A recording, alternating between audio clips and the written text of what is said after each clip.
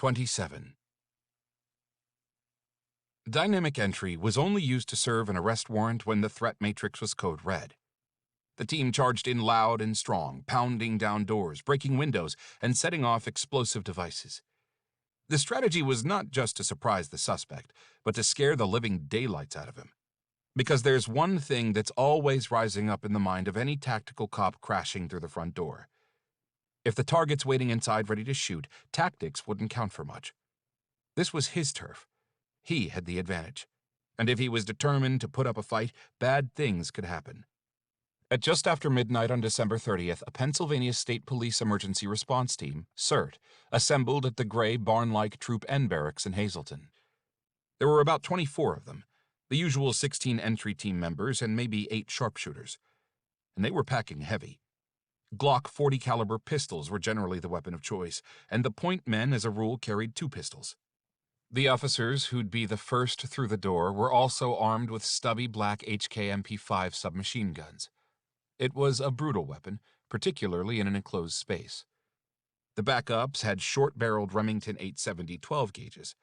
It was a shotgun meant for killing, not wounding. Over military-style camo uniforms, the team wore heavy, load-bearing tactical body armor fitted out with level 4 strike plates.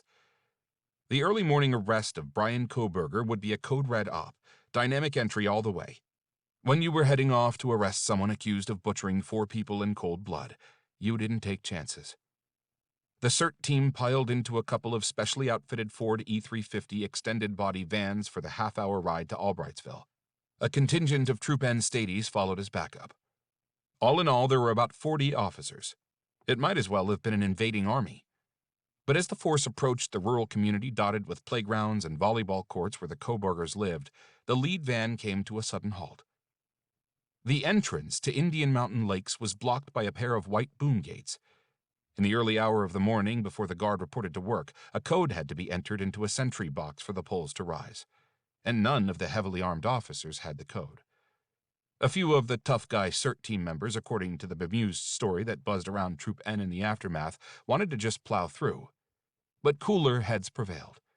As the force waited impatiently in the vans, a state trooper tracked down an acquaintance in the community, and the entry code was obtained.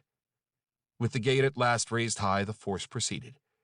It was 1:30 in the morning, and they followed in a tight formation down a curling road until they reached Lambsden Drive. It was so quiet it seemed as if the cocking of a single rifle would rouse people from their slumber. The team, however, exited the vans and took their positions without being noticed. Then all hell broke loose. Windows shattered, explosive charges boomed, the CERT team stormed the white clapboard house. There was no need to fire a shot. They found Brian Kohberger in the kitchen. Despite the hour, he was awake. He was wearing shorts, a t-shirt, and latex gloves.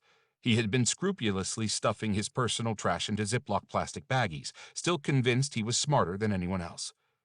Someone grabbed him by the collar and heaved Kohberger up from his chair. He seemed stunned as the handcuffs were snapped onto his wrists. The team commander insisted that a protective cordon be assembled around the suspect. Just a precaution, he explained. Trembling, handcuffed, surrounded by towering troopers, Brian Kohberger was led down the driveway to the waiting van.